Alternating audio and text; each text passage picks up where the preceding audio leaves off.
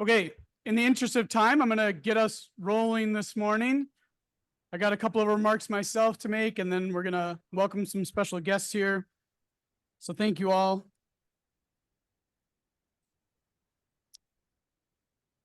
Thank you all for coming to Stevens Point. You're always such a rowdy crowd.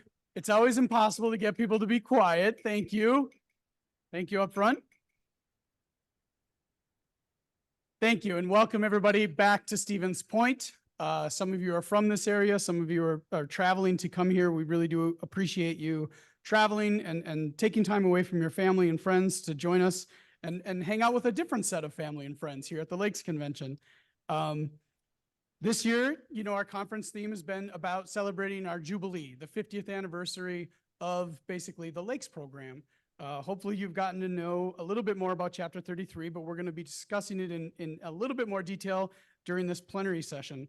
But it really is a celebration. It's a remarkable accomplishment of state of Wisconsin, Department of Natural Resources, the universities of Wisconsin, UW-Stevens Point and UW-Madison, all collaborating with our many partners, including all the lake associations and all the lake districts in the state and our statewide partner, Wisconsin Lakes, to make Chapter 33, which sounds really boring, into something that's alive and something that you all use as tools to manage our surface waters. I want to get an indication of how many people are here for the first time. So if this is your first Lakes and Rivers Convention, raise your hand or stand up. Woo! Look at all of them.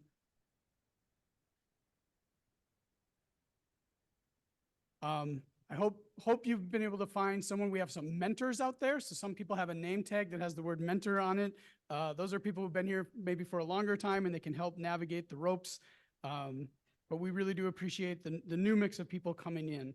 And as you might have noticed, we are expanding this to be a Lakes and Rivers convention. And so we do welcome people who work on moving water as well as still water and people who are working on watershed initiatives. So thank you.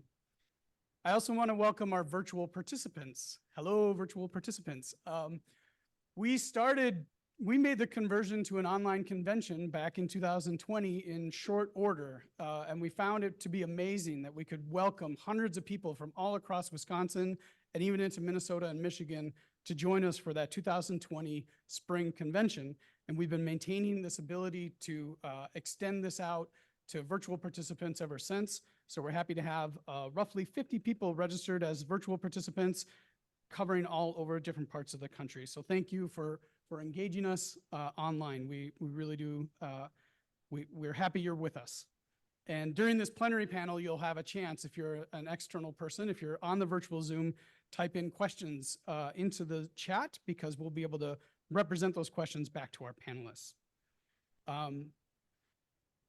Now it's my pleasure to introduce basically my boss's boss, the Chancellor of UW-Stevens Point, UW-Stevens Point Chancellor Thomas Gibson. He's going to come to the stage and give some welcome remarks to Stevens Point and talk a little bit about the college. Chancellor has been part of UW-Stevens Point since January 2021, so he came in during some very interesting times on campus, but he's been basically an instrumental leader in changing our campus and moving things forward. So please give a warm Wisconsin Lakes and Rivers Partnership Convention welcome to Chancellor Gibson.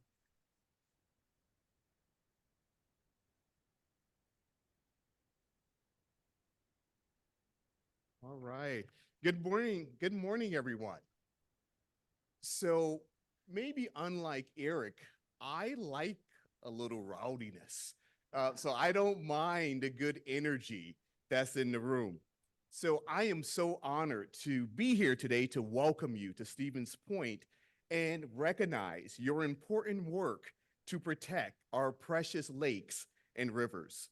My personal appreciation of water has grown significantly since my family and I arrived in Wisconsin back in 2021. You see, I grew up in a neighborhood of blacktop and concrete. There were not many green spaces and even fewer natural body of water. And I really didn't understand what I had been missing until I explored the bounty of green and blue spaces in Wisconsin. This appreciation is even more pronounced in my young daughter. At 7 years old, she doesn't have many memories of the time before she lived in Wisconsin. So I am just grateful that she's growing up in a community that protects and treasures our natural environment. And I'd love to watch her face light up when we head to the beach or a nearby lake. Although we still need to wait a few more weeks before I will allow her to go swimming. The clean and healthy lakes and rivers of Wisconsin are due in no small part to the work of you and your predecessors. So thank you for your tireless efforts to protect the natural beauty of our waters and the greater ecosystems of Wisconsin. Our campus connection to the Lakes Partnership dated back to 1974.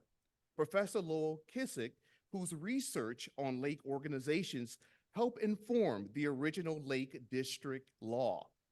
He was a regular guest lecturer in our College of Natural Resources in the 1970s, and then became a faculty member in the early 1980s when he and his family relocated here from Madison. In 1990, the state of Wisconsin budgeted for an ongoing education and outreach program associated with the Lakes Partnership. And Lowell successfully argued that the funding should come to UW-Stevens Point. Our long history of conservation education and water resource management makes us a natural fit. Our campus was also home to the Wisconsin Association of Lakes in the late 1990s when they hired their first staff director, Joe Sizer, who worked from an office in historic Nelson Hall. We are proud today to be the home of the Extension Lakes program and to be associated with this anniversary gathering. We are thankful too to those of you who have supported scholarships for College of Natural Resources students. This scholarship is for students studying or researching in fields relevant to the preservation and enhancement of inland surface water resources in Wisconsin.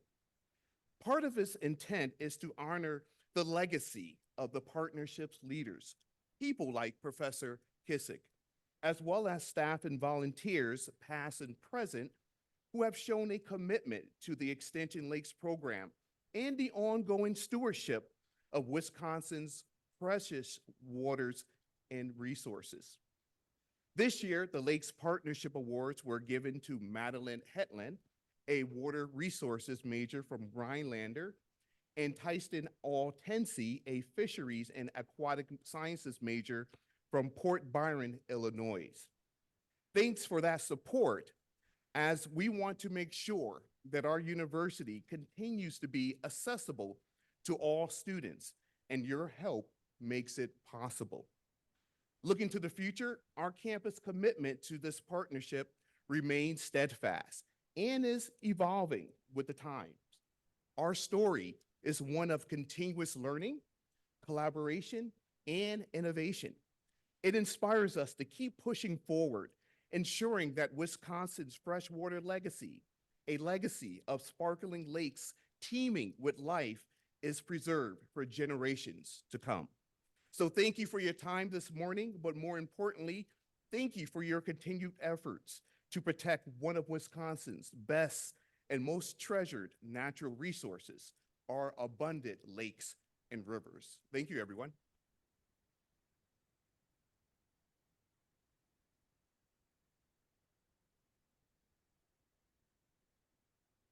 Problems. Chancellor now has to head down, I believe, to Madison to catch a plane. Yes, Philadelphia. To Philadelphia. So he's out of here. Hopefully the weather holds up for him for good travels. So this entire event is really not sort of our product, UW-Stevens Point. It's a big collaboration. This is brought to you by what we call the Lakes and Rivers Partnership. And the partnership itself is a bit of a soft, squishy, amorphous thing, right? It's made up of a lot of people from the university, a lot of people from the DNR, but it's also made up of county staff, counties being sort of like your branch offices of the state government, It's made up of local governments, lake districts, cities, villages, towns. It's also made up of hundreds of nonprofits.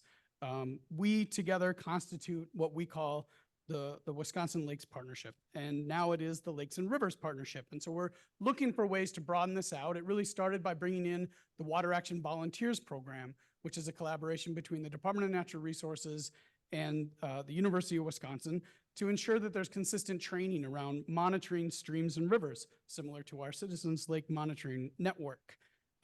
So the partnership is where this is at, and if you ever want to learn more about the partnership, grab me, ask me your questions. I'll be happy to try to explain in more detail. But it's basically, it's been easier with virtual meetings to get together periodically and plan this conference out, but it takes many, many months and many, many hands.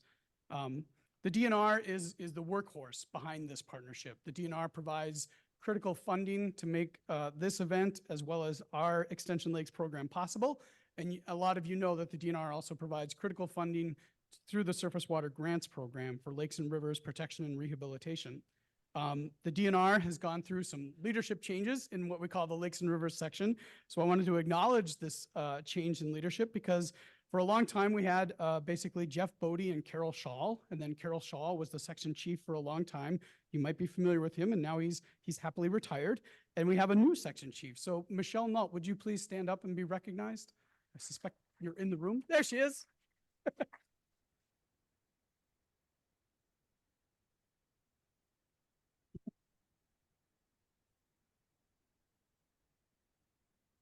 And we also have a new Lakes and Rivers team leader. Jen Jefferson was able to join us briefly last year because she hadn't started the job when the convention happened in 2023, but now she's here pretty much for the full experience. So Jen, would you please stand up too and be recognized? There she is, way in the back. She's already standing.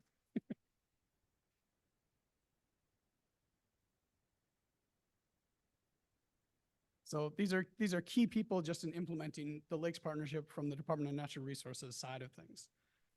This conference also happens because of sponsors, and I want to acknowledge those sponsors. So again, the Department of Natural Resources is sort of a lead sponsor helping to make all this happen. And we have some sponsors that have been with us really from the very beginning, over 40 years of engagement through this convention, but also engaging with you all as partners in implementing lake management. So let's give a round of applause to all the sponsors who make this event possible.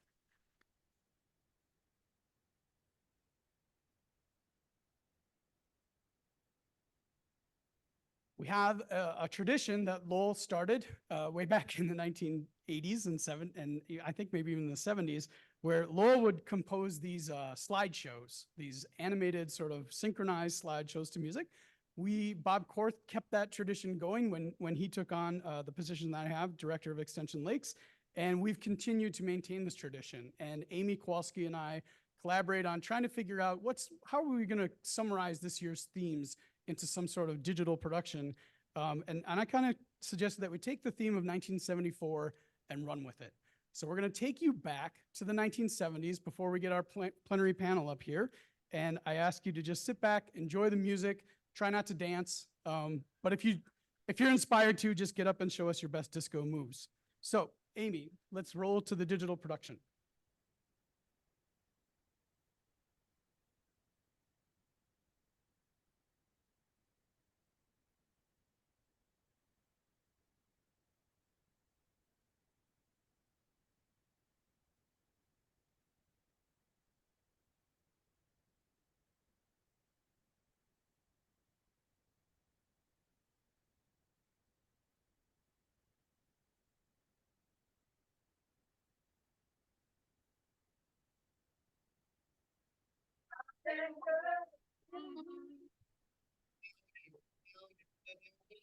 Tell me that you love me, yeah. I'm a picker, I'm a grinner, I'm a lover, and I'm a sinner. Play my music in the sun. Top of the world, down on creation, and the explanation I can't find. Is the love that I found since you've been around. Your love's put me at the top of the world.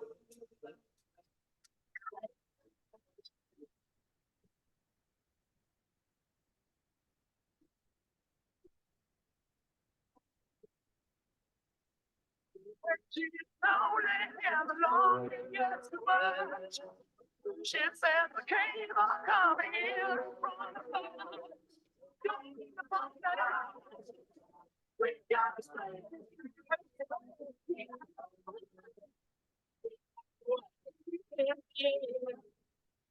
Red I love.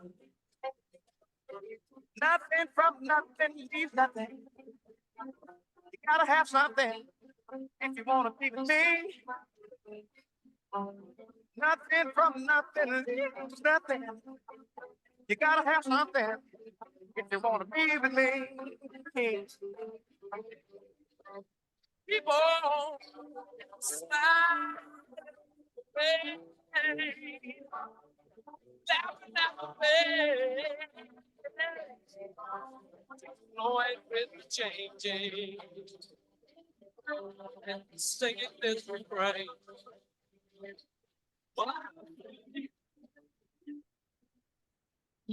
My heart's everything. Wow.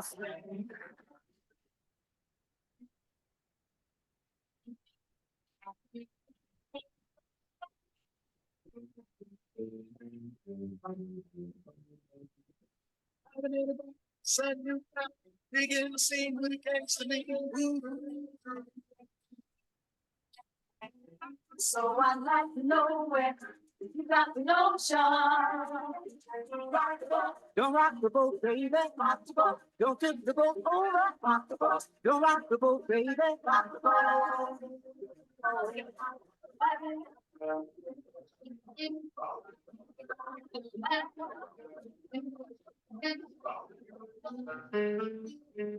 Baby, don't lose that number.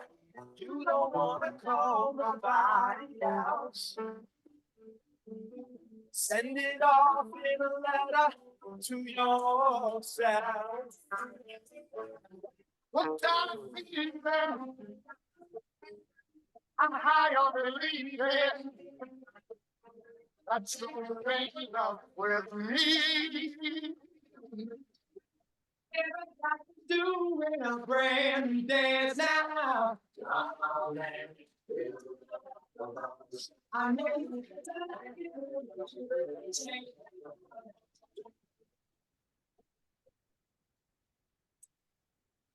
almost remember the happy faces. Don't that you're gonna be married slow. Just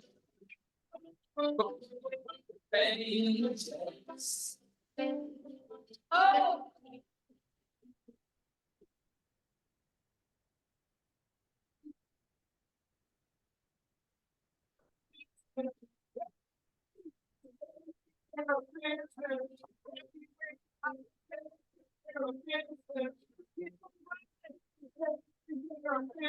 And working overtime.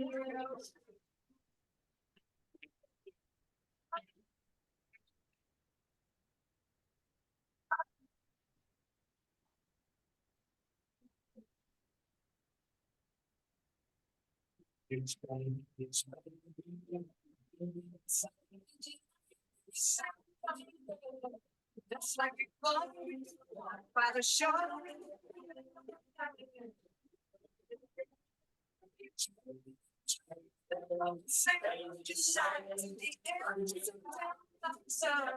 Circling was fun out in the sun every day.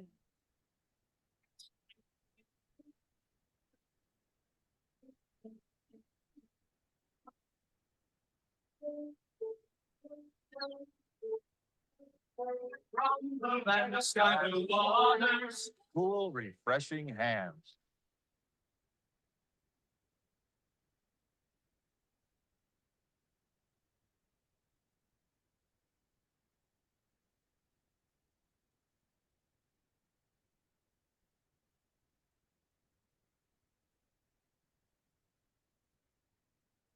A microphone. Here we go.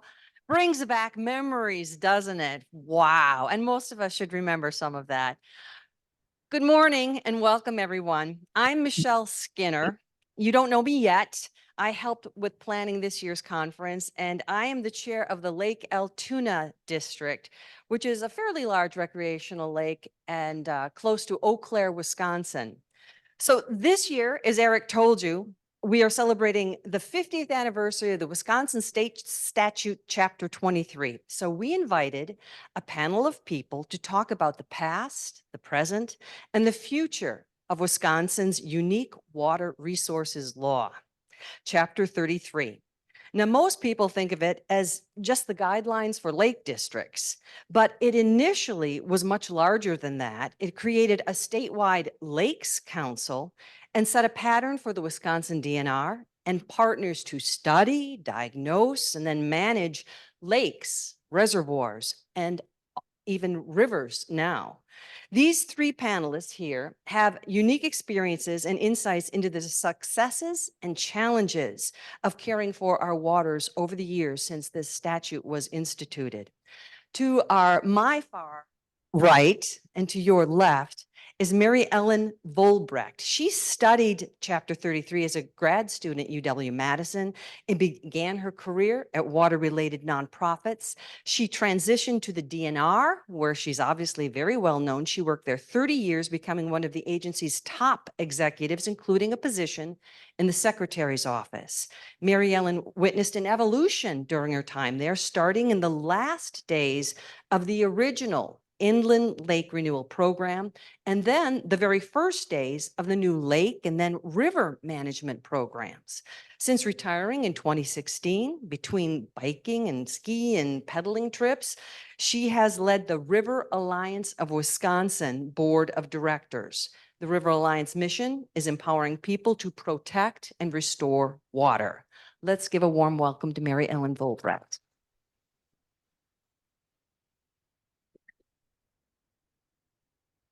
Seated beside her is Mr. William O'Connor. Bill, he's a legend in his own right, has played an active role in Wisconsin land and water conservation law for more than 30 years. He served as legal counsel and legislative advocate for the Wisconsin Association of Lake Districts and its successor, the Wisconsin Association of Lakes, now known as Wisconsin Lakes. Boy, is that a mouthful. In the 1990s, Bill's lobbying work won passage of the state law that puts a portion of the gas tax monies into the water resources account, which has supported lakes and rivers grants ever since. That's where we get our money when we apply for grants from the DNR. As a lawyer, he represented Wall in several landmark water resource cases, including Wisconsin Supreme Court cases addressing the public trust doctrine, which you probably heard about from our last conference, and riparian rights. During his 45-year legal career, he has represented scores of lake districts, lake associations, and waterfront property owners. Welcome, Bill O'Connor.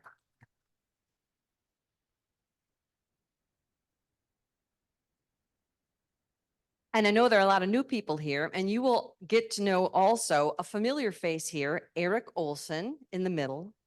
Beside me is a community planner and natural resource specialist who has introduced his and dedicated his life to public service.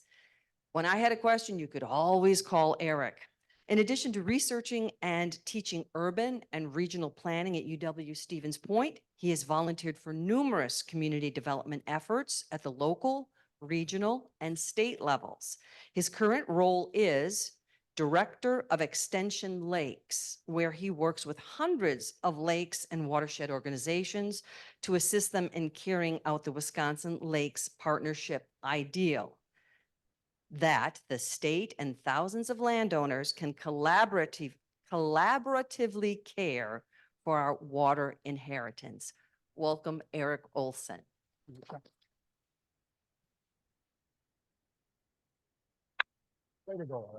So let's get started. We're going to go back to the 1970s when Wisconsin state statute was first implemented into law. Eric, you want to tell me, bring back some of your fond memories and tell me what you were up to during that time period, besides the tie-dye shirts and, Tie-dye shirts. I was a Star Wars nerd, And I was fortunate, I guess, that my family did have an inkling to go out to lakes now and again. I came from a pretty middle-class background, but the whole extended family would go up to Lake Assawanamaki in northern Minnesota, and we would rent some cabins at a resort. But I don't have any fond memories necessarily of how this all started. I'm going to leave that to people who have more experience. You were playing around, they were working. All right, Bill. That's right. Well, in 1974, I had received a letter from the University of Wisconsin that admitted me to the Water Resources Management Program. I was a year out of college, and I decided I wanted to spend my career working in water resources. In that year, an assembly representative from Wausau managed to get a law passed that created the Chapter 33, which enabled the formation of special purpose local governments known as public inland lake protection and rehabilitation districts. And it established the first lakes partnership. I found that law yesterday, Eric, and they started out with a $20,000 appropriation to the University of Wisconsin. I hope that's still sufficient. Yes, 20,000 is all it takes. And they provided $42,000 to DNR because they had a bigger job to do. Right. And they started a grant program. The original grant program in the first year was $100,000 statewide. But after they tuned up the program in the second year, it was $1.1 million. And so that's the way the program started. Should I say more? Well, let's see if Mary Ellen has memories from the 70s as well. I do. Well, I graduated from high school in 1974, and I also wanted to do some water-related career. I had finished the Water Resources Management Program, and I was hired as a limited term employee. I bet lots of people know what that is, at DNR right after the Inland Lake Renewal Program was cut by the legislature. And I was assigned to finish up the lake management plans that weren't done to wrap up the program. But my memory was that after those plans were finished up, like, how can a state like Wisconsin, 15,000 lakes, probably more than Minnesota, if you really map them out, be a program without a lake program? We had big water resources programs, mostly geared to point source, municipal and industrial discharges, which really didn't at that time affect lakes as much. So how could we not have a lakes program? Who does the budget around here? I asked in my naivete, and that's how I met Bill. You do the budgets? Yeah, I handle all the budgets for. No, I think when she refers to when the lake renewal program went down, I can provide you with a little background on that. After the enabling legislation authorized the creation of lake districts, there was a meeting convened by Lowell Klessig and others at the University in Stevens Point to get together the folks who were on the boards of commissioners of this first handful of lake districts.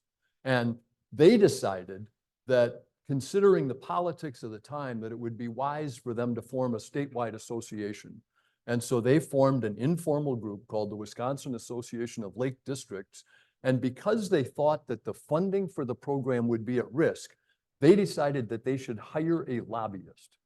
And it's a long story, and the short version of it is that they hired me. And I was a year and a half out of law school, and I took on this assignment. And I came up to the Wisconsin Lakes Convention in the spring of 1982, and that was my first exposure to this convention. In 1982, Tony Earl, the author of that legislation, was elected governor. And in 81, Lee Sherman Dreyfus, the former chancellor of this university, who was governor at the time, had determined that the way to handle a state budget surplus would be to cut checks and mail them to individual taxpayers, which they did. But after they drained the surplus out of the state treasury, there was a significant reversal in the economic fortunes of the state. And by the time Tony Earl came in January of 1983 and had to develop his first biennial budget bill, unemployment at the state was at 12%, and the state had a $1 billion deficit. Earl knew that everybody in the legislature was going to have to give up on some favorite programs that they supported because the state simply had to tighten its belt. And Earl knew that because the Lake program had been a major achievement of his term in the state assembly representing Wausau, that he was going to have to put that on the line. And I remember getting a call from somebody at the Department of Administration because I was this new lobbyist for the Wisconsin Association of Lake Districts, where they were going to basically tell me the bad news that when the governor introduced his budget bill, it was going to repeal Chapter 33.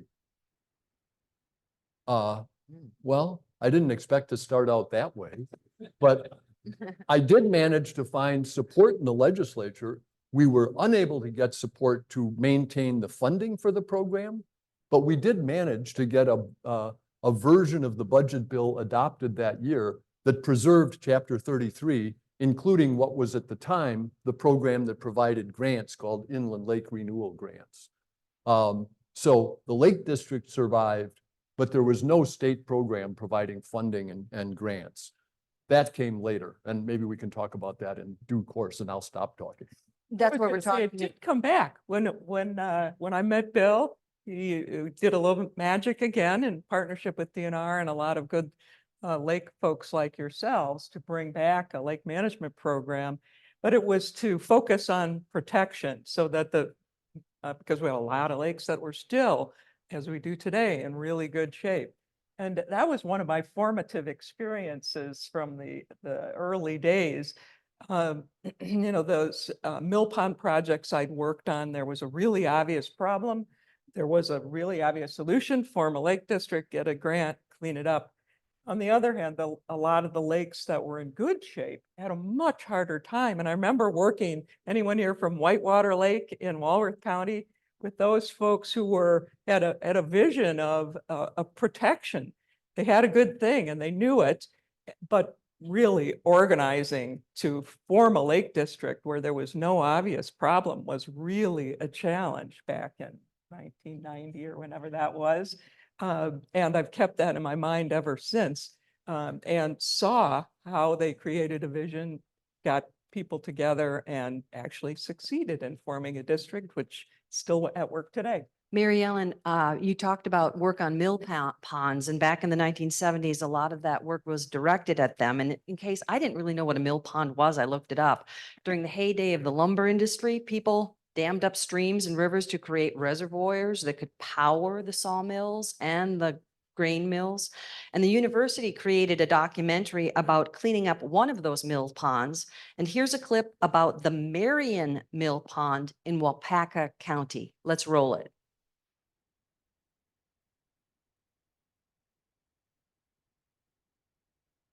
We need the sound. Almost a miracle. The heavy rains we had a few weeks ago, our pond was empty and we were able to close the gates to keep the water from flooding out our neighboring city to the south, Clintonville.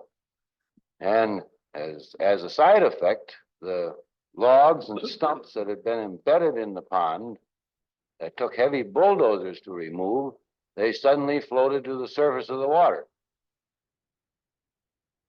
That summer in Marion, it was great sport to go fishing for logs and stumps. Hundreds were removed this way. A barge-mounted winch tore apart stump and log jams.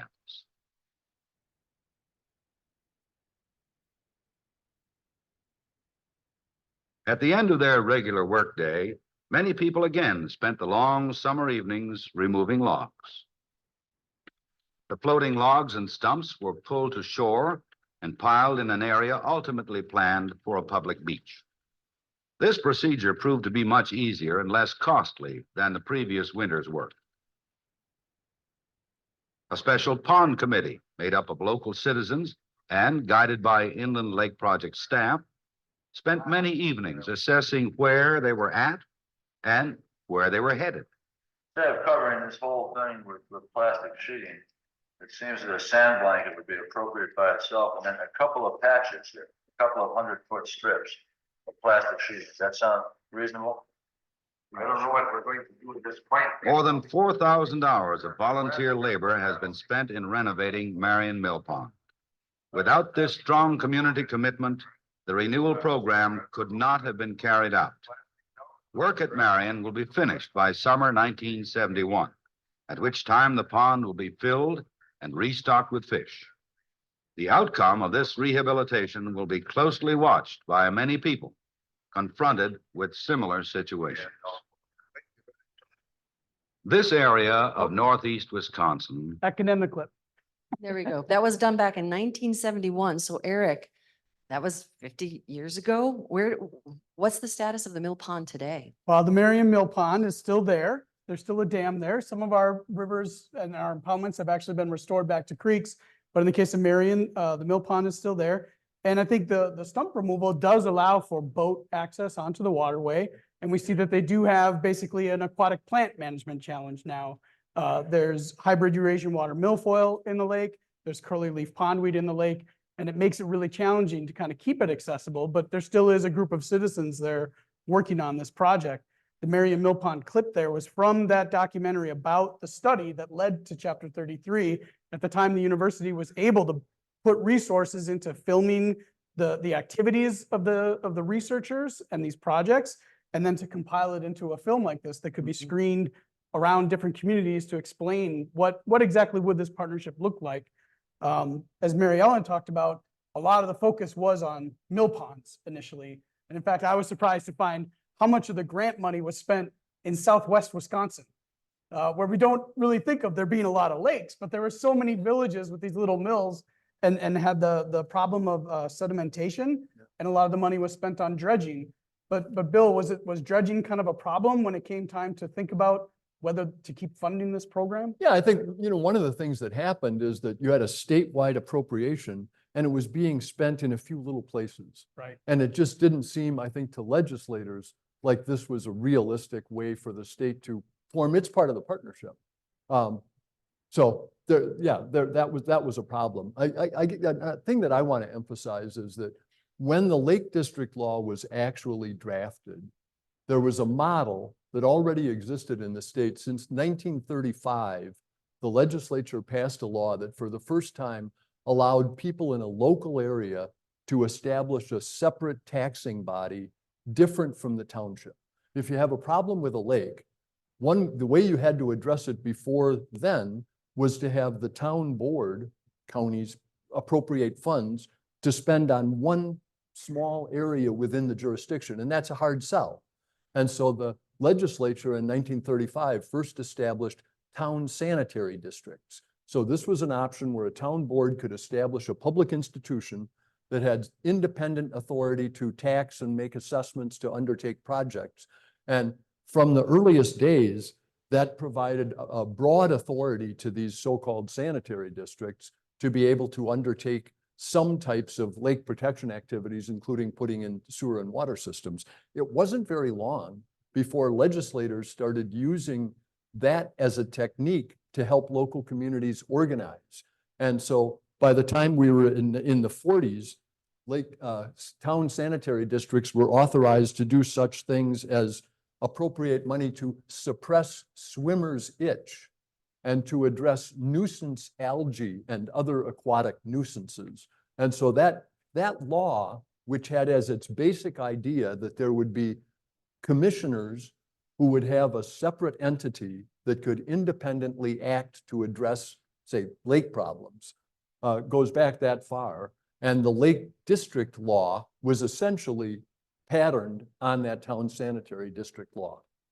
Now, initially, the legislation back in 74 focused heavily on inland lakes, but today the language is public inland waters. And the DNR carries out this work through the Lakes and Rivers section. And this gathering is called the Lakes and Rivers Partnership. So went from lakes now to rivers. So how has that effort evolved to include rivers over time? Well, it was the same. How many of you know Steve Bourne, emeritus professor of planning at UW-Madison? He was, and a student worked on the initial lake program design. And in the early 90s, he started getting together river groups. I think maybe he'd started trout fishing or something about that time. And so for several years, river groups got together in rooms like this and talked about what they needed. And at the same time, in those same years, hundreds of dams around the state were reaching their 100th birthday, and they were going to either have to be rebuilt or restored or removed.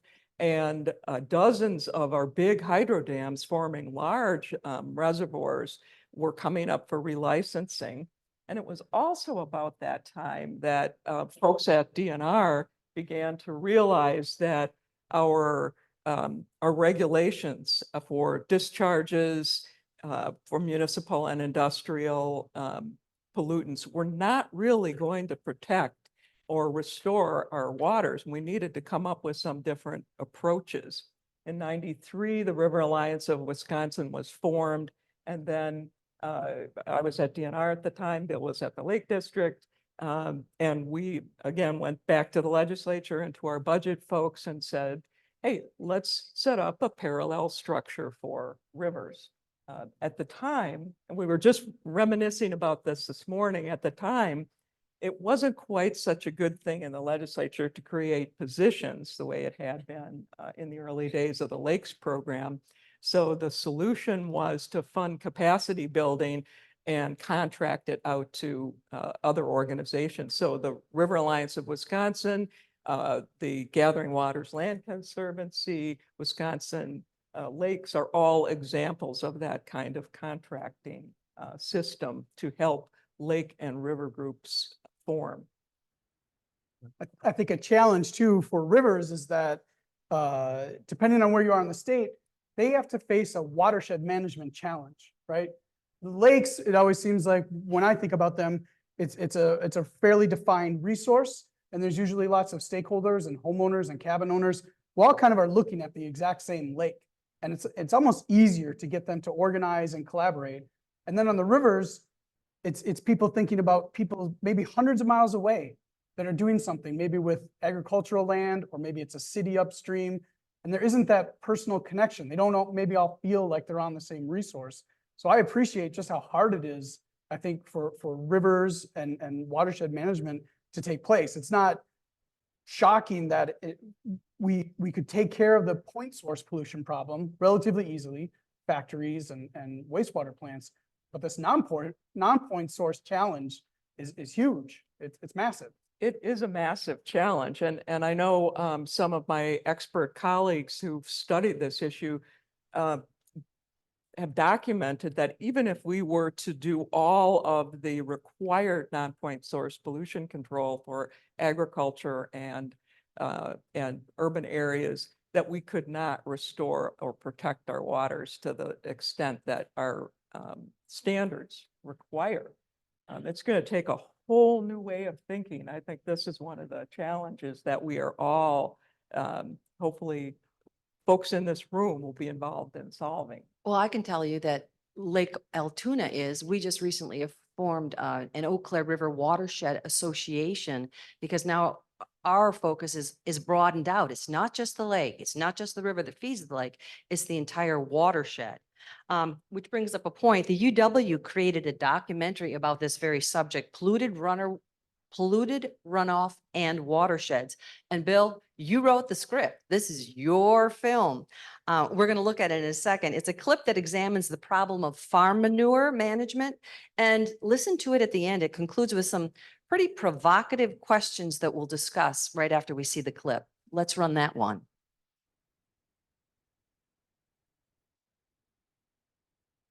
Manure can be liquefied and stored through the winter in holding tanks.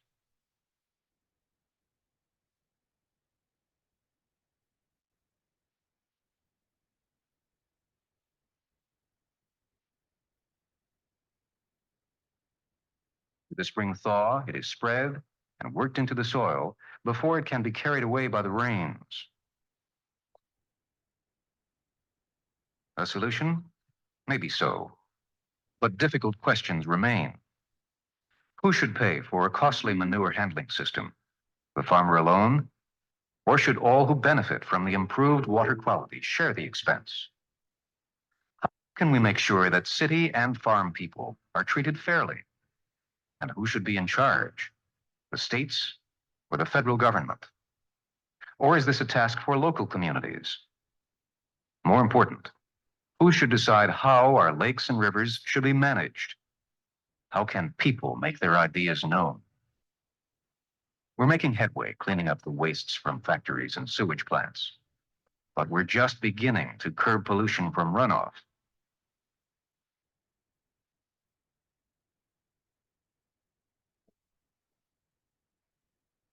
We cannot expect our waterways to improve overnight. We have changed the land gradually over more than 200 years. Now it's left to us to do what the land once did by itself, to keep our waters clean.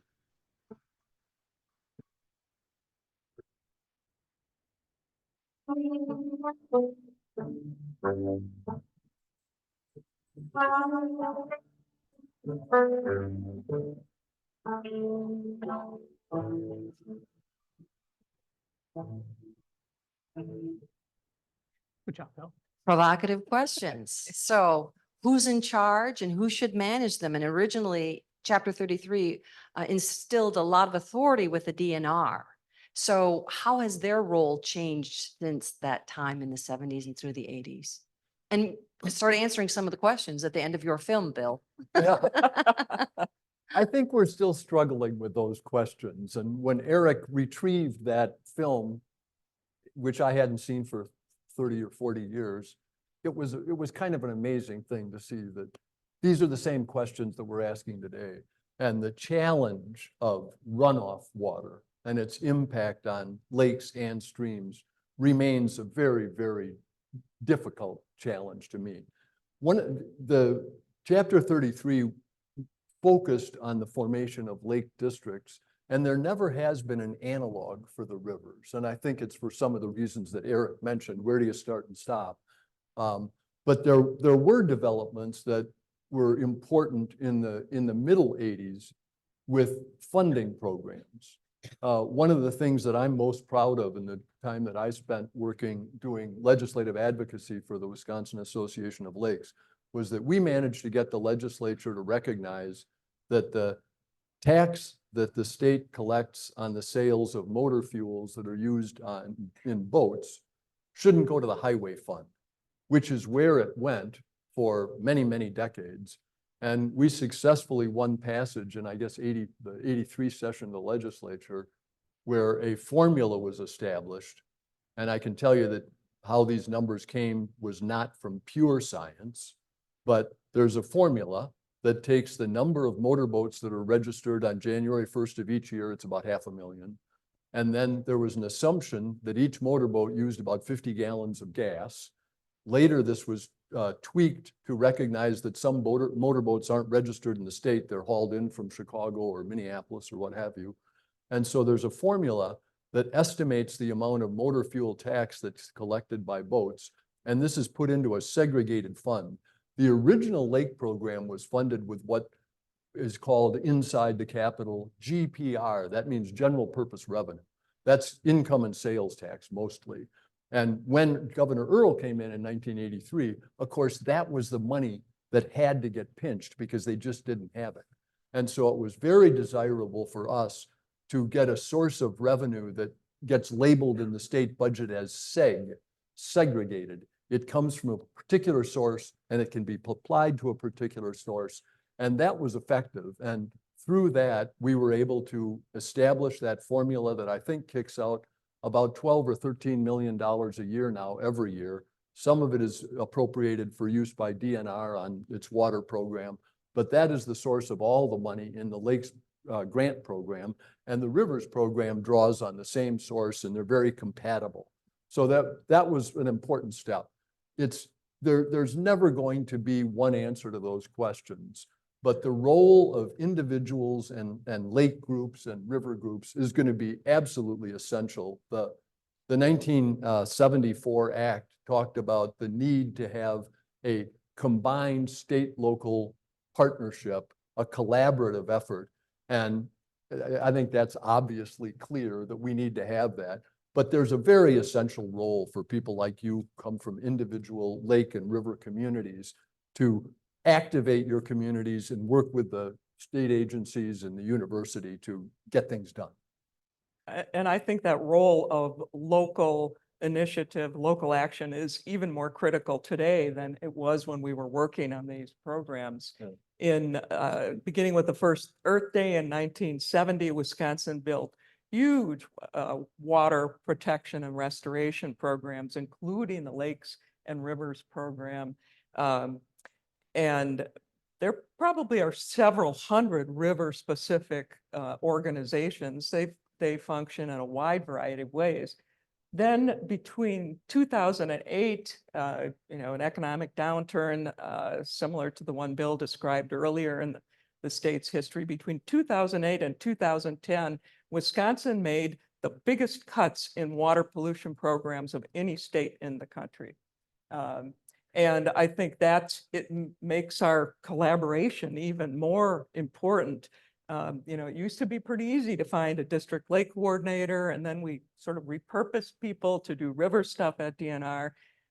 Now, everyone's nose is to the grindstone on whatever their most fundamental mission is. But I still think that folks like you in this room and the DNR and county folks that are in the room, you can still find the people that have the expertise, the experience, the knowledge to find what kind of local organization, town sanitary district, lake district, river organization, producer-led, farmer-led watershed groups, which we're working with actively today. All of those options will help organize, collaborate, and get you to an action step to protect water today. Eric, did you have any thoughts on that? I would say it does take everybody. It's an all hands approach. I think one of the provocative questions and a question in the 60s and 70s was that federal state tension and how many EPA employees do we have here, right? Almost none. Most people don't interact with the EPA because they've delegated responsibility for water resource management to the state of Wisconsin. Many, in addition to the water resources account, a lot of water resource specialists are funded through EPA dollars that come from the federal level. And in fact, back in the 70s, what I found interesting, this is kind of creative on the part of some Wisconsin people to say, the EPA was just starting, and the EPA at that time actually had an inland lake program, a national one, but it required local match. It required state match and local partners. And Wisconsin people were like, well, wait a minute. If we get out ahead of this, if we're the first people in line, and we got money in hand with the match and we're ready to go, won't we get a big chunk of this federal money? And that was successful. They pulled in lots of federal money. And that same economic downturn in the 1980s that the DNR and the state of Wisconsin went through, at the federal level, they eliminated the inland lake funding that they had been providing. And groups like the National Association of Lake Management, NALMS, they've been working to try to restore that, but it's really, really difficult to try to get the federal government now to come back even just with that funding role.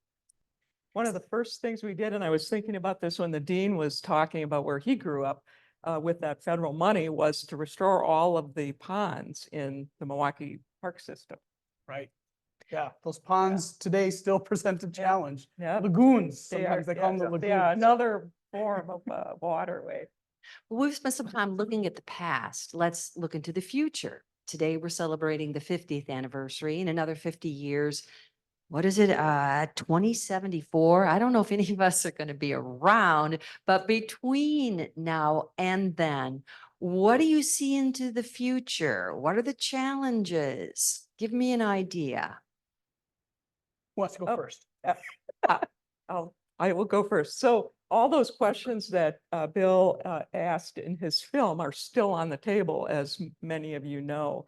And I think the challenge in agricultural water pollution is still the biggest challenge that Lake Altoona and all of the other water organizations face. And I think the challenge is going to be figuring out how we can both produce food and have safe water at the same time. And we've been investing a lot, and we've made a little bit of progress in helping farmers in their fields, but We really need a big system approach. In 2017, Wisconsin Land and Water, I think one of the partners came up with hundreds of ideas about how this could be done. And River Alliance recently came up with a short list agricultural agenda. It's going to take system change on a scale that we haven't seen before. And that's daunting, but look at all the folks in this room. I could barely get a parking place. So I think it can be done. Well, I mean, one of the changes that when we were successful in getting the motorboat gas tax formula in the statutes, which has supported all of these grant programs, you know, it never occurred to anybody, I don't think, that this is ironic. We're going to promote the use of fossil fuels in order to do something great for the environment. And looking down the road, you know, I get on my computer ads that pop up that tell me I should consider getting an electric outboard motor. And maybe someday that's going to happen. But there is going to be a need to find a new funding source. You know, I agree with you. The great challenge is landscape-based pollution. And we need to do a better job of managing our landscape to preserve, you know, this fabulous legacy that the state has of surface waters. But there's going to have to be a change in the core funding for even the modest program that we have now that provides the lake and river grants.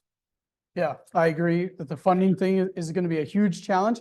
I would point out though, with the lake districts that we have, so we have now over 250 lake districts, right? In the 1970s, it was just a handful. In the 1980s, they kept growing. In the 1990s, they kept growing.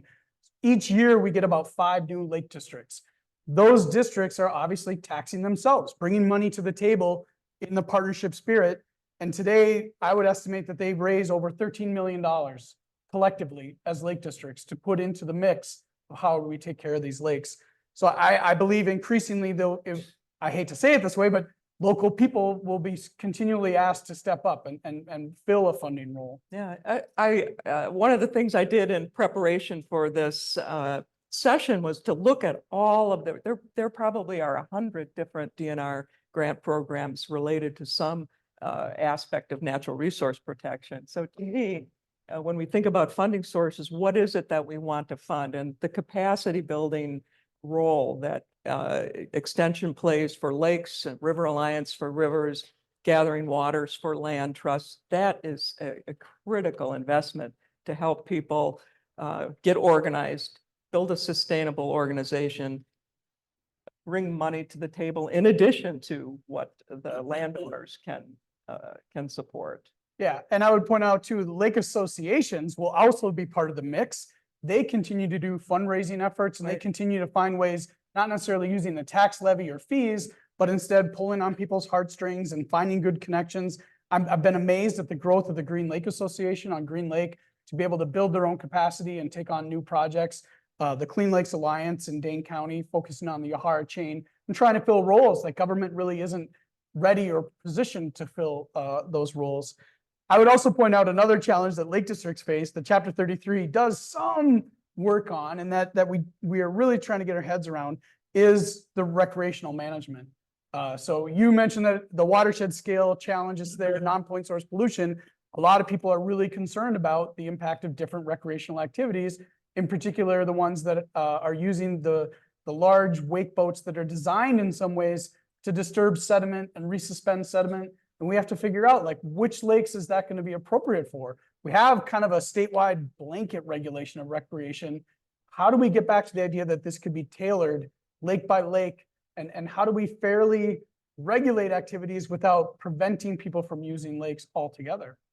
Well, one of the changes that happened in Chapter 33 in the 90s, I think, was to, for the first time, authorize lake districts, and by the way, certain town sanitary districts that are organized around lakes, to be able to enact and enforce boating regulations. In the early days, the esteemed Professor Lowell Klessig, he opposed the idea of lake districts being given any kind of a regulatory role. But that did change. And now there is statutory authority for lake districts and certain town sanitary districts. They have to collaborate with local governments but they can establish boating regulations, and there are some lakes that have very detailed and specific boating regulations, including on wake boats. It's tough to do that because and even on a lake the size of Altoona and our bigger lakes, you still have to get all the units of government together to do that. That's right. But I think that understanding not only the boating, but also the development threats to habitat is really motivating for people on lakes and on rivers. And that might be just like the folks on Whitewater Lake did. You know, let's create a vision that we want for the future and see if we can achieve it. I can speak to that. We wanted Yeah. a slow wake zone on Lake Altoona and to put one of the buoys out. It was one of the hardest things I've ever done as chair of the Lake District, just to put out one little old buoy. So I get it. I get it. Yeah. Thank you so much. We are at this time, we would like to take questions from our virtual audience and from you folks out there, that areas that we haven't covered that you would like to ask. Our panel here, we are open to questions. We have an individual running around with a microphone out there. And Erin's in the back, Erin's in the back. waving her hand. Okay. I had and someone raise their hand up here, Erin. We can start taking questions for the next 20 minutes or so. I see another individual in the back, and plus we can try and fit in some of the virtual questions that may come across from our virtual audience. And when you ask a question, please introduce yourself first and then ask the question. Okay, my name is Larry Koshak, and I'm representing the Mead Lake District in Clark County. I hear that Minnesota has some sort of a buffer in all of their for plantings that restricts plantings to rivers and streams. Is there any kind of data that shows that works for them to reduce silt and phosphorus runoff? And if yes, is that something that is worth considering for Wisconsin's and their watersheds? So I can take a stab at that one. I might not have the most current scientific data, but I think it's pretty easy to read, for example, the 2017 Wisconsin Land and Water future of the food system. Buffers are an effective Okay, thank you. protection tool. Whether even if they were applied wholesale across the state on every waterway, that's not quite enough. But if you can get them going in a local area, it's a great thing. They're required in some kinds of permits, but buffers both for habitat and water quality. Our particular watershed is bordered by many Mennonite and Amish and English farmers, and the Amish Mennonite people don't take a lot of government money, and they're going to do it their way. So this is one of the issues that I know that the Clark County Conservation Department has, trying to fix our big watershed. And Michelle, you know, that's what's about 400 and some Clark odd. County is part of Yeah. our watershed, Yeah. and Yeah. they've joined us now. We're working together trying to My comfort lake some of beats our her lake, and problems. that's a bad thing sometimes. I think also the question gets at this notion of Thank you. what are the limits of an incentive-based system Right. to motivate landowners, farmers. Increasingly, it's not even farmers, it's agricultural owners who lease out that land to operators. What's the limits of an incentive-based system versus a regulatory system? So in Minnesota, they clearly said, we found the limit. We can't get the buffers that we want. And so now we're just going to mandate them and deal with, there was political blowback. There are people who didn't really want to see that happen. And I don't know if Wisconsin has the political courage to take a step like that, but I hope that what's happening in Minnesota, we do learn from what they experience in water monitoring, what they experience in water quality. Another challenge that none of us have really addressed outside of electric boats is just the climate change that's taking place. So even mandating these buffers along streams and rivers, is that going to be enough when a 7 or 9 or 10-inch rain event falls into a watershed and conceivably blows out most of the protection that you thought you had? Yeah, it won't be. Yeah. I don't think there's any debate about that amongst the water quality experts. And that's why, I suggest that it's an even bigger change. I mean, climate is an impact. The entire system of food production, folks that, we have invested a lot in trying to get farmers to change practices and providing incentives for that. Even if we had full compliance with the regulatory system. And I'd like to see the future in which that could actually happen, Eric. Right. We're going to need to change how we produce food, how we fund farming, and how we process and buy food. That's a big order. It is a tall order, but Yeah. look at the power that's here. I mean, 50 years.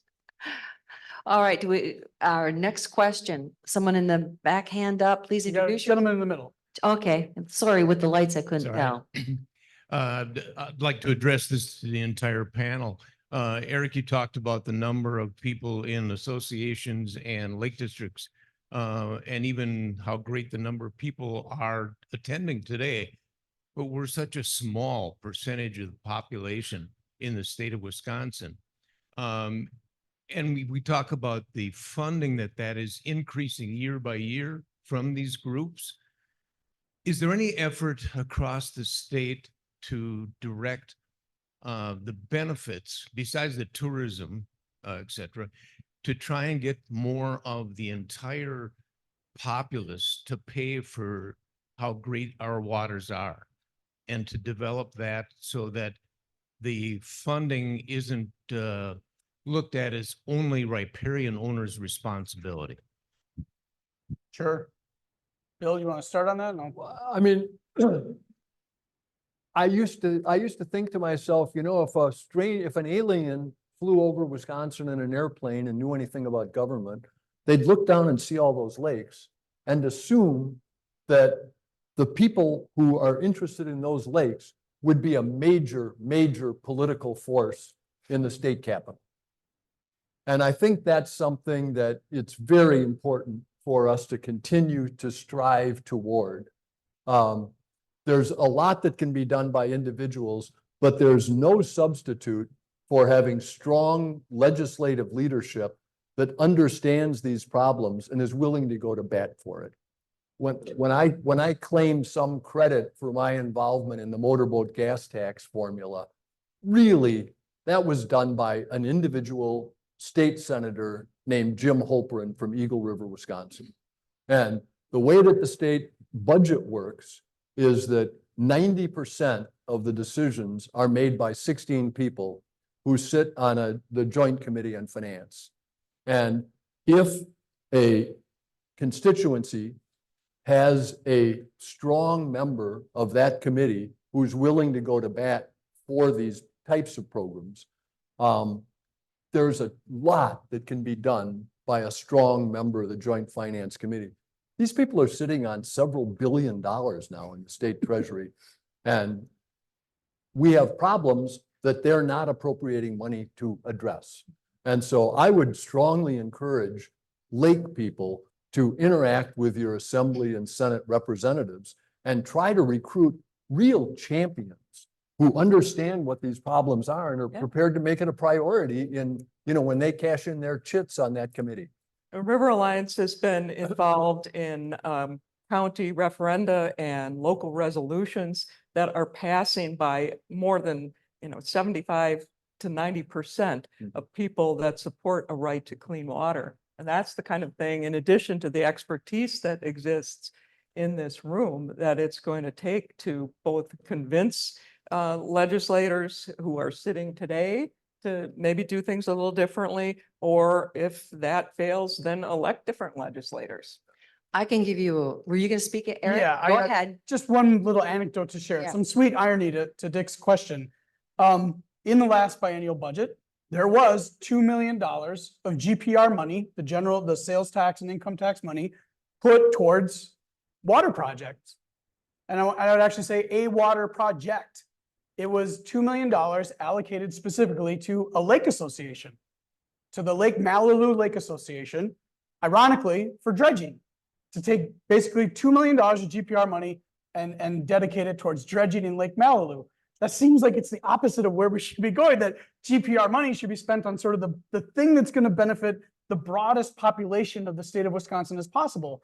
But it was because of the political power that Bill is talking about. Some people interested in that lake had a good connection to a lawmaker. That lawmaker had a good position on the Joint Finance Committee, and he basically satisfied a constituent request. He was just doing what he's been elected to do. And to his credit, the governor allowed this to happen, but he also went into the language and used that creative line item veto to eliminate the part that said this can only be spent on dredging. So he did loosen it so that they can use this for different purposes. But I would argue that this type of future of individual lakes and lake associations and lake districts collaborating with individual lawmakers to go into the scrum and try to come back out with a little bit of money for their specific project, I don't think that's a healthy future. I think we do have a science-based approach to resource management, that the DNR staff that we have today review proposals, they review the grant requests and try to make a determination of, does this make sense? Is this right for this particular lake? Are we putting the funding to where it's going to get the biggest bang for the buck? But I think to Dick's point, we need to, that pot is oversubscribed. We simply need more money into the surface water grant program. And then I think we need to look at what are we going to invest in if we're able to get some additional funding. You know, it's pretty daunting to look at all the restoration projects in the state or all the protection projects in the state and figure out doing a proportion of them over time. So I think we need to look at, I mean, I would advocate for capacity building to help there become even more of you and take over the next ballroom down and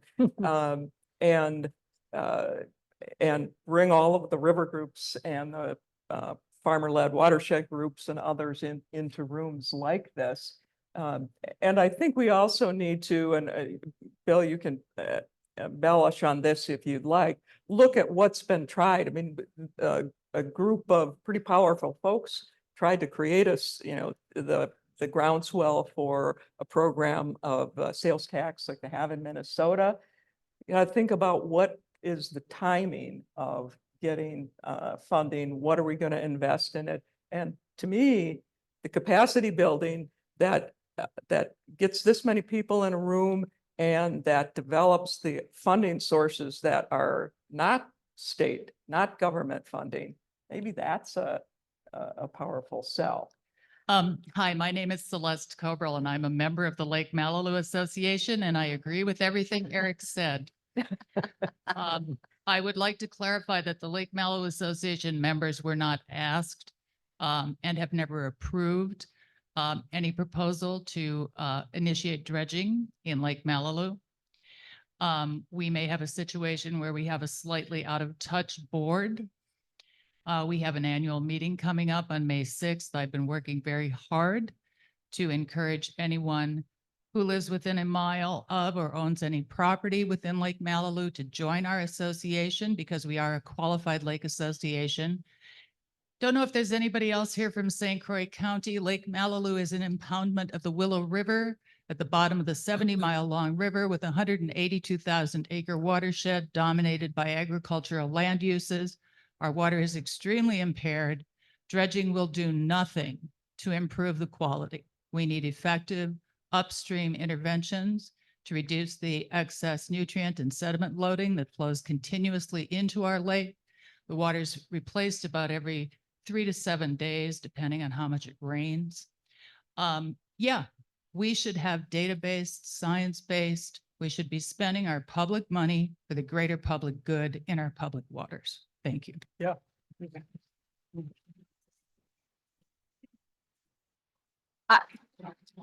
And I can quickly add to that as we talk about projects and well, you talked about potential earmarks, which they aren't budget enumerations.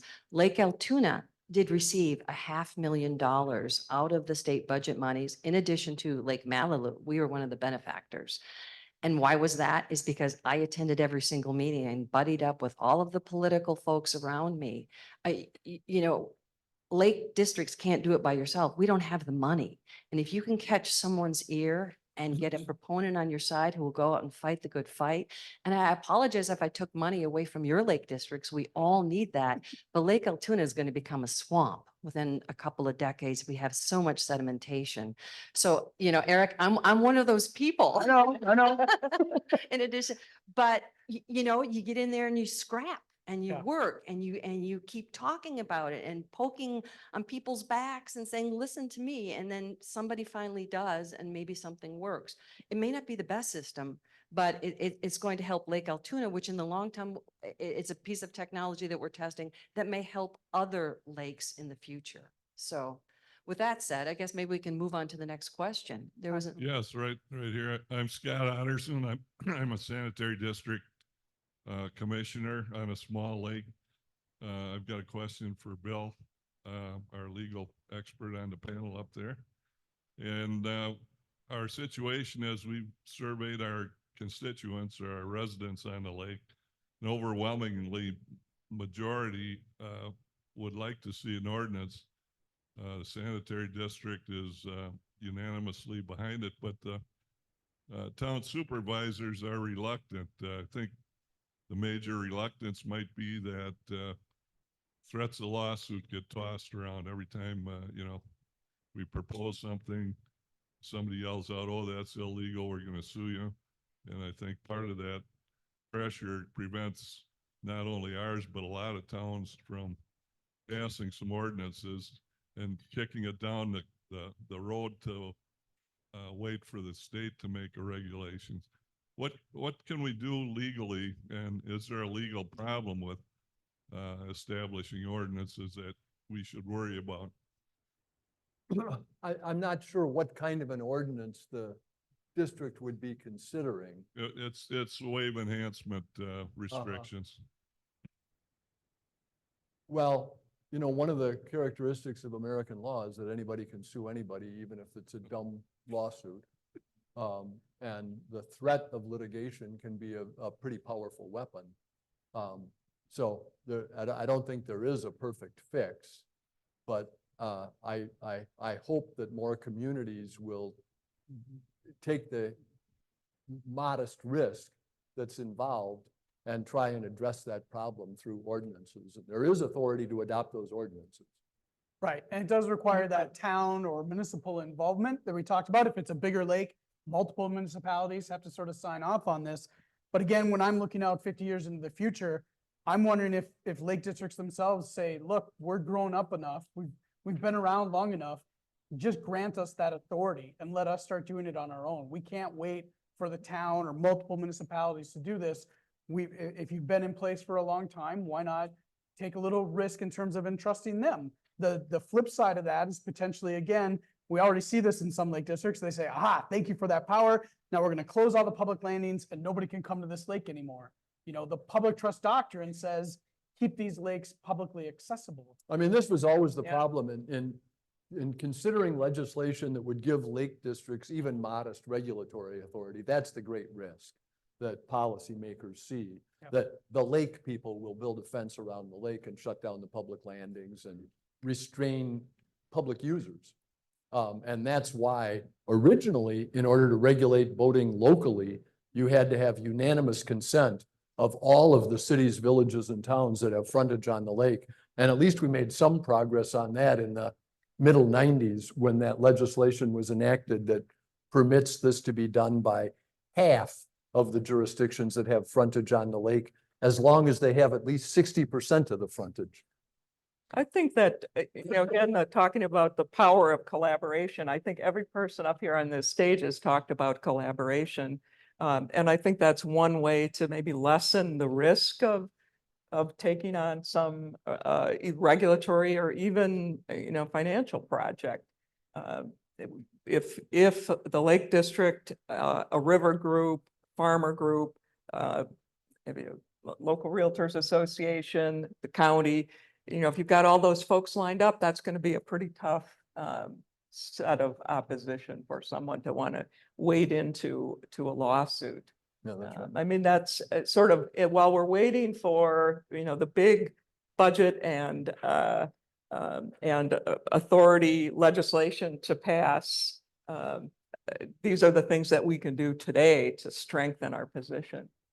We've got 4 minutes, so that's probably time for one more question. Did we ever get any questions from the virtual audience, Sarah? But I can't hear He that. has a mic right there that Okay, you can okay. share too. All right, we have We got a question right here from Rick. This is a comment. My name is Rick Georgeson. I'm with Lake Petenwall and Castle Rock. I'm going to talk about the term capacity in the agriculture community. In 2016, we saw 4 producer-led councils in the state of Wisconsin, and today we have 48 producer-led councils. That's capacity building. The last meeting held in Wausau by DADCAP indicated that 1 million acres of crop land has been converted from tillage to no tillage with the use of cover crop. 1 million acres in the state of Wisconsin in the last 6 years. There's 13 million acres of cropland in the state, so there's a ways to go. But we're almost 10% in just 6 short years. And then one more comment that I'd like to make. Recently at a producer-led group, I met a farmer as we were doing a little socializing, and he was telling me that he's been able to drop his phosphorus, his P level, with the use of with using SNAP Plus as the measuring tool from a level of 7 down to a level of 1 in the Fenwood Creek area on his 350-acre farm. And he's going to say, he said, I'm going to drop it to 0. Give me 2 more years. This farmer was on fire. He was a champion. He was a spark plug. I invited him to come and speak to a group that we're holding in Wisconsin Rapids on the 24th of April, where we're pulling our area farmers in together. And he's going to, what we're doing is looking for farmers that are doing this to pass the word on to other farmers, thus the term farmer-led. So I thought that was kind of a positive thing that I wanted to share with the audience. Thank you. Yep, Thank you. Thank you. At this point, we're going to wrap up our panel discussion, and I want to say thank you to all of you for participating, to the people behind the scenes for the audio visual and the setup, and of course to our distinguished panelists. Can we give them a hand? Good job.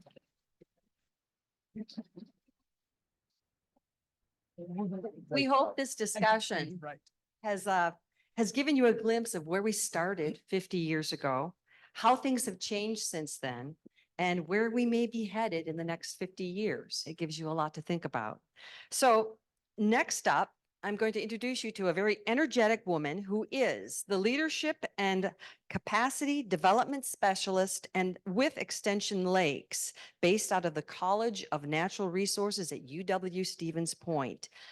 This is her 3rd Lakes and Rivers Conference, which she not only helped to coordinate, she is the person behind the scenes, just the friendliest person. I hope you have a chance to talk to her.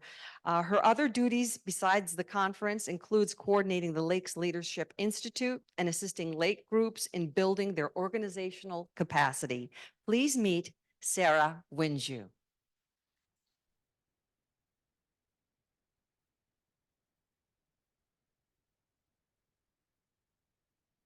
Hi, everyone. Okay, great. There we go.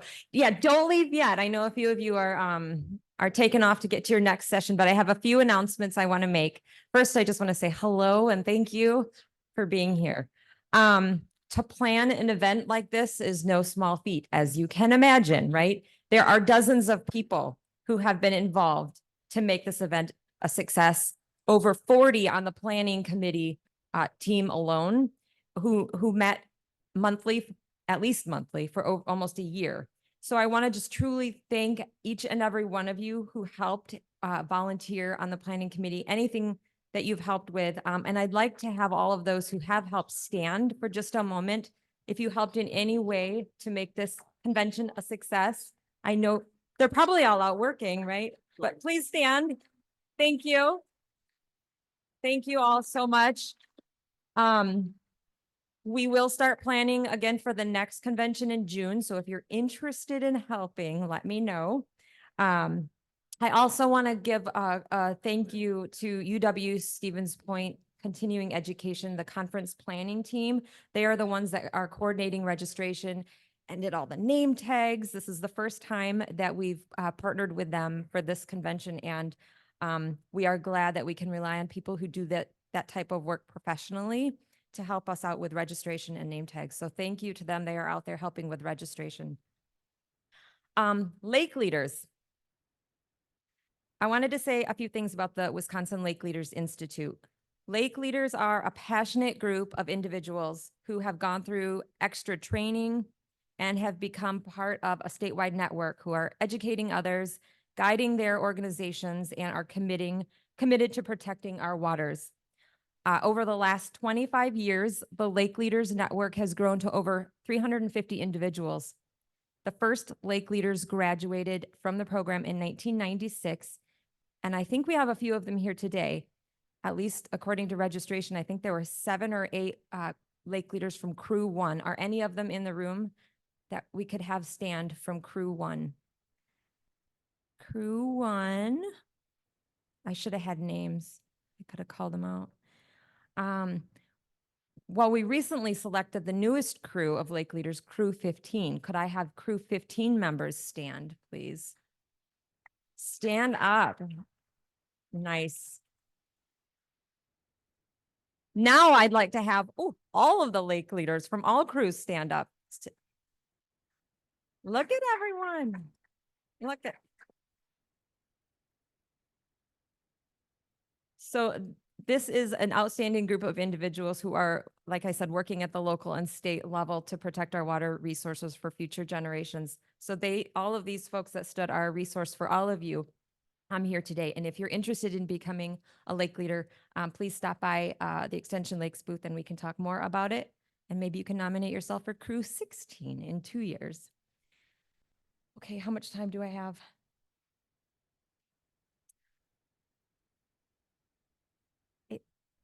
What time is it? I have 2 minutes. Okay. Quick focus on diversity, equity, and inclusion, because I think this is really important. So there are a few ways, I'll talk fast, we're working to reach new audiences, to grow the partnership. I too want to fill 2 rooms of this size with people. First, we've taken on the challenge, as you know, of coordinating a dual audience event, both in person and virtual. This is the 3rd year in a row that we've done that. And this year, our virtual audience is about 50 people. So we're glad that those folks can join us virtually. We want to be inclusive by providing equal access to opportunities and resources like the convention for people who might otherwise be excluded, whether it be by distance or other circumstances.